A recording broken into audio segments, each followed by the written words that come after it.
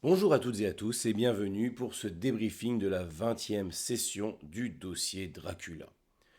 Donc cette 20e session, c'est un peu une session de transition, hein. Ça a été en plus une session de voyage. Il y a eu beaucoup de temps qui s'est passé dans cette partie sur le passage, l'évolution vers l'Est.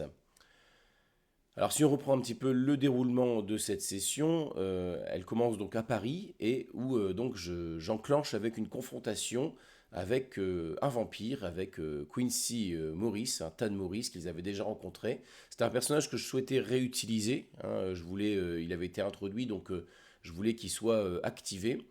Ce qui s'est passé, c'est que lors de la session précédente, à la fin de la session 19, Madison envoie des documents pour incriminer les entreprises qu'ils ont explorées à Rotterdam. Donc elle a envoyé des documents à la presse.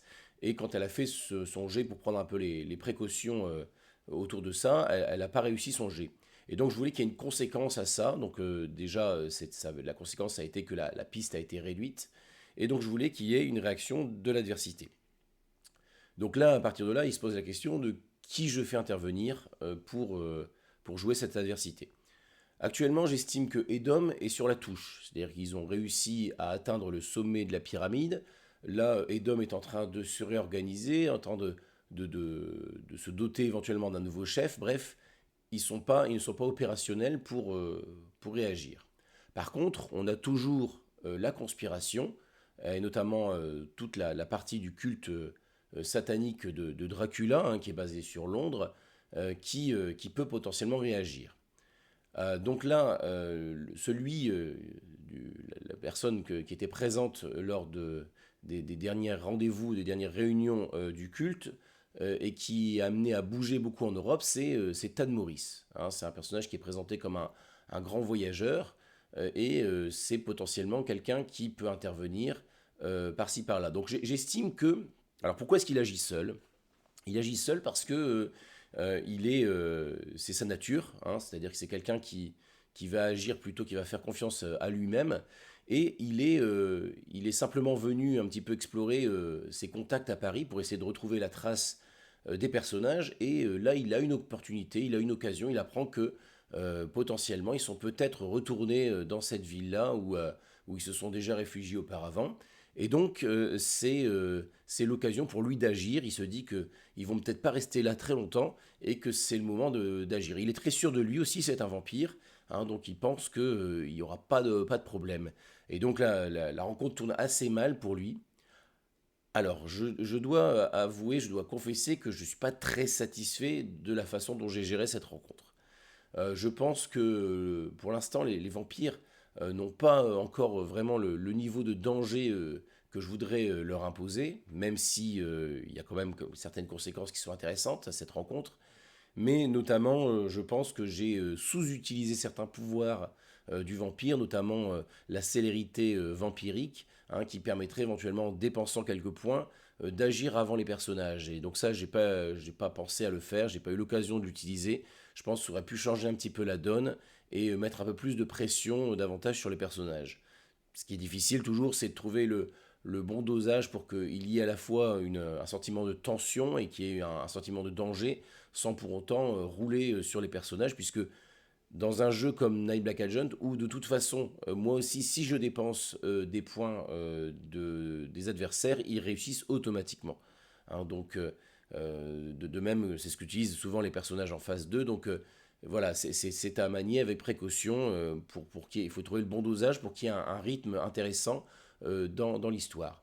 Là, quand même, ce qui a été amené dans cette scène, c'est aussi réactiver l'histoire de la morsure vampirique, hein. Quand on lit la description des vampires qui sont proposés donc dans Night Black Agent, notamment les vampires qui sont proposés pour utiliser dans cette campagne, hein, ils sont dotés d'une morsure addictive.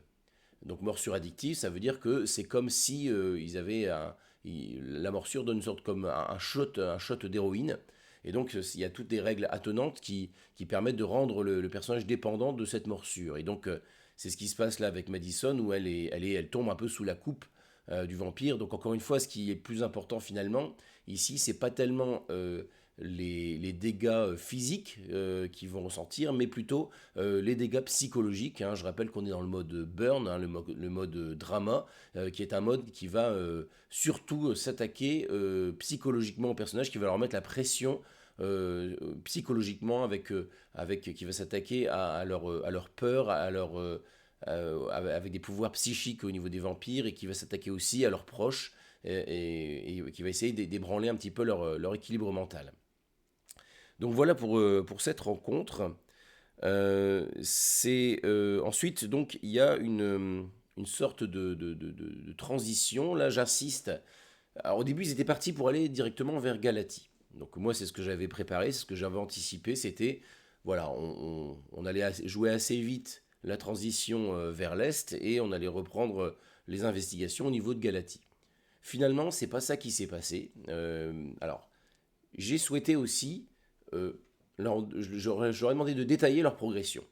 Hein, je suis toujours en train d'utiliser ce mécanisme de piste, et je veux aussi qu'il y ait ce sentiment d'insécurité, c'est-à-dire de fuite. Hein. Ils sont poursuivis par des gens dangereux qui sont potentiellement présents partout en Europe, et je voulais leur faire ressentir ça. Et donc, en plus, l'idée de leur demander de décrire leur chemin plus précisément, c'était de voir à quel moment je pouvais faire intervenir d'autres menaces, hein, d'autres rencontres. Je voulais qu'ils fassent d'autres jets de dés, ou qu'ils utilisent d'autres compétences pour éventuellement faire baisser ou remonter la piste, hein, pour provoquer éventuellement d'autres rencontres au cours de cette fuite. Donc l'idée, c'est toujours de les mettre sous pression, de créer ce sentiment d'insécurité, et aussi d'activer l'attrition, c'est-à-dire de les amener à utiliser leurs ressources, épuiser leurs ressources, hein, pour qu'ils ils arrivent sur les parties un peu plus, on va dire, scénarisées, on va dire, avec un peu plus de difficulté. Donc voilà, c'est le rôle de ces petites transitions où je leur demande un jet de conduite, où je leur demande une dépense de telle ou telle compétence pour essayer de gratter un petit peu petit à petit leurs ressources. Donc ensuite, ils décident, donc ils se sont un petit peu intéressés au personnage du Hongrois. Le Hongrois, donc c'est potentiellement un descendant d'Arminius Vambéry. Ce Hongrois, il est présent, hein, dans la campagne, hein. C'est un des personnages proposés, un des PNJ. Il est présenté comme une sorte de descendant d'Arminius Vambéry, et c'est un personnage clé au niveau donc des services de renseignement locaux. Et donc c'est potentiellement un informateur assez intéressant, mais qui est potentiellement aussi en lien avec Edom. Donc voilà, donc en tout cas ils n'ont pas souhaité, ils ont eu les informations, ils avaient éventuellement la possibilité de rentrer en contact avec lui. Avec les différentes informations qu'ils ont eues, ils ont décidé de ne pas le faire maintenant, et de passer à autre chose. Alors justement, ils ont décidé de se réorienter vers la comtesse. Alors ce qui s'est passé, hein, ils me l'ont dit d'ailleurs quand on a discuté après la partie, c'est-à-dire qu'ils n'avaient pas du tout anticipé ça, hein. C'est le fait de leur avoir demandé le chemin qu'ils ont suivi, hein, le fait de passer à Munich. Donc ils ont voulu voir un petit peu s'il n'y avait pas d'autres pistes à Munich, à Budapest où ils ont recherché autour de Vambéry, et puis arriver donc sur Bratislava. Alors j'ai quand même voulu récompenser aussi leurs recherches à Budapest, hein, les recherches sur Arminius Vambéry. Je voulais pas que ça débouche sur un cul-de-sac, c'est quand même un personnage qui est assez important, mais pourtant il n'y a pas grand-chose qui est décrit dans le livre autour de ce personnage, hein, à part le personnage du Hongrois qui est un de ses descendants. Donc, qui peut être éventuellement lui-même aussi, qui peut être Arminius Vambéry. Donc quand même, j'ai voulu le récompenser, Oliver, hein, de ses recherches sur Arminius, et donc c'est pour ça que je lui ai fait trouver les carnets de Vambéry, et avec cette référence à l'ail, ça permettait de réintroduire un élément qui est dans la campagne, donc cet ail, c'est l'ail de Vanderpool, hein, qu'ils auraient pu trouver aussi au niveau des Pays-Bas. Donc je reviens sur ce que je disais au niveau de la comtesse, hein. Donc ils n'avaient pas du tout prévu, c'est le fait de leur avoir demandé de détailler un petit peu leur cheminement. Ils se sont dit, tiens, c'est vrai, on n'est pas très loin de... Donc au début, ils pensaient que la comtesse, elle était ici au niveau de la Hongrie. En revoyant un petit peu leurs informations, ils se sont rendus compte qu'elle était effectivement basée en Slovaquie, et qu'ils avaient une piste au niveau du château de Kastis. Donc c'est là qu'ils ont décidé de partir là-bas. Donc on a bifurqué finalement, c'est une bifurcation par rapport à ce que j'avais anticipé, ce que j'avais prévu. C'est un peu délicat toujours ce genre de bifurcation parce que bah, moi ça m'oblige aussi à jongler avec tous les éléments de la campagne. Donc j'avais un peu retravaillé la comtesse Bathory il y a un petit moment, il y a plusieurs séances quand on en avait parlé.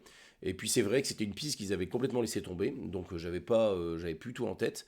Donc là, il a fallu durant la partie retourner dans le livre pour rechercher les informations, voir un petit peu ce qu'on pouvait trouver, ce que j'avais déjà imaginé. Donc quand j'avais réfléchi, quand j'avais préparé cette piste de la comtesse, hein, j'avais imaginé qu'il pouvait éventuellement la trouver, il pouvait trouver des informations autour d'elle. Et donc, notamment en trouvant cette pièce où elle était enfermée, où elle a été murée. Et donc, dans cette pièce, c'est là qu'il pouvait trouver des indices sur le démon tutélaire de la comtesse, hein. Là, ça, c'est vraiment une mythologie que j'ai instaurée par moi-même, hein. C'est pas quelque chose qui est présent dans le livre. J'ai décidé de bien d'assumer le fait complet que les vampires étaient des serviteurs des démons. Et qu'ils prêtaient allégeance, quand ils sont à la scalomance, ils prêtent allégeance à un démon tutélaire, hein, qui leur confère certains pouvoirs et qui est un petit peu leur chaperon. Et donc j'avais choisi donc le démon Grémory, et qui me semblait adapté à la comtesse Bathory, et ce qui explique qu'elle a peut-être des petites habitudes différentes de celles de Dracula, notamment cette nécessité de se baigner dans du sang de vierge, hein, selon sa légende. Donc voilà, donc ils ont trouvé cette pièce, et là, eh bien, c'était l'occasion effectivement pour eux d'activer ce qui avait été mis en place avec la tablette Ouija. On avait posé dans l'histoire que la tablette Ouija permettait de localiser les vampires, donc c'est normal qu'à ce moment-là, elle puisse servir à localiser Bathory, hein. Donc c'est une scène qui était assez logique par rapport à ce qui avait été posé auparavant. Et donc je continue à suivre leurs propositions, hein. Ils décident d'utiliser la tablette. Et donc, ils arrivent donc à localiser Bathory sur Bratislava. Et donc là, je ne veux pas les mettre directement, ils n'ont pas réussi à la localiser précisément, hein. Donc il y a eu un coup aussi, il y a un coup en équilibre mental, c'est pas quelque chose qui est anodin. Je trouve qu'en plus le lieu du château, ce château en ruine, avec cette pièce dans laquelle elle a été enfermée, c'était assez chargé émotionnellement, donc je trouve que c'était une scène intéressante, hein. Le fait d'utiliser la tablette à ce moment-là, je les ai vraiment pas découragés à faire ça, parce que je trouvais que c'était vraiment quelque chose qui était chouette au niveau de l'histoire, quoi. Et donc, ils ont réussi à localiser la comtesse sur Bratislava, et il leur reste maintenant à la localiser plus précisément. Et donc là, j'ai fait appel à un personnage qui est relié à la comtesse, hein, dans le livre de la campagne. Ce personnage, il est présenté comme le tour guide, hein, c'est Janos. Donc c'est un nain qui est proche de la comtesse, qui est un petit peu son homme à tout faire. Et donc voilà, donc je l'ai essayé de l'introduire un peu comme un personnage organisateur de soirées coquines, quoi. Et donc pareil, c'est dans la logique un peu de ce que j'ai pu concevoir autour de la comtesse sur sa présence à Bratislava. Donc voilà un petit peu où on en est. Voilà un peu comment tout ça s'articule, hein. Voilà, donc il y a l'idée de suivre un peu les joueurs au fur et à mesure de leurs envies et de leurs découvertes dans le dossier. Donc c'est assez, c'est pas toujours facile, mais c'est assez excitant en tant que meneur de jeu d'avoir ce challenge à chaque fois à relever. Donc voilà, vous découvrirez dans le prochain épisode, hein, comment va se passer cette rencontre avec la comtesse Bathory, parce que je vous l'annonce en avance, il va y avoir une rencontre avec la fameuse comtesse. Je vous dis à très bientôt, et donc je vous donne rendez-vous pour la suite de nos aventures dans quelques temps.